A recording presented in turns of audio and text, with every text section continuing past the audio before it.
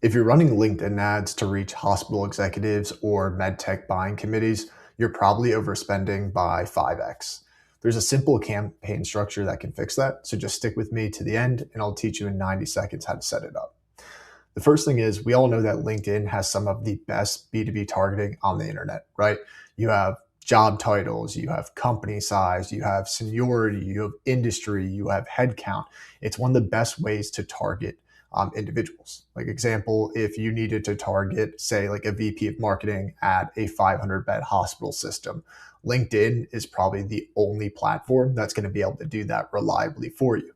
However, the problem is LinkedIn advertising can be very expensive, right? LinkedIn CPMs probably run you 5 to 10 times as much as they do on Meta and probably 20x what they would for a display campaign on Google. So, for example, a click could cost you $2 on Meta, but it might actually cost you 15 on LinkedIn.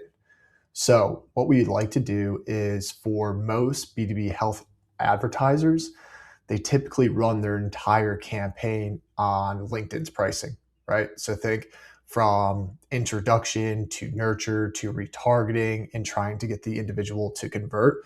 All of that is done through LinkedIn advertising. And that means that sometimes by the time an individual has seen or interacted with a few of your ads, you've probably already burned through a large portion of your budget.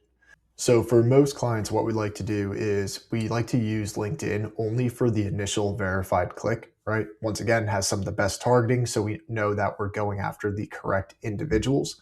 Once they click through from one of our ads and go to a destination page, that's typically when we'll pixel them and put them into a specific remarketing group. And then at that point, that's when you can start remarketing across Meta or display or YouTube or anywhere that you really want to sync that audience.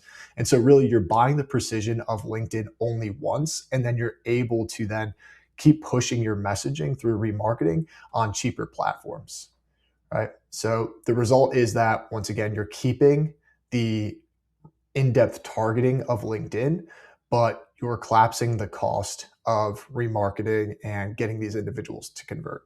And I think that's super important, especially for long B2B healthcare sales cycles, especially if you're trying to target 7 to 10 person committees. I think that this really makes a difference in being able to stretch out your budget. So just once again, think LinkedIn is the first introduction and then using Meta and display for relationship building.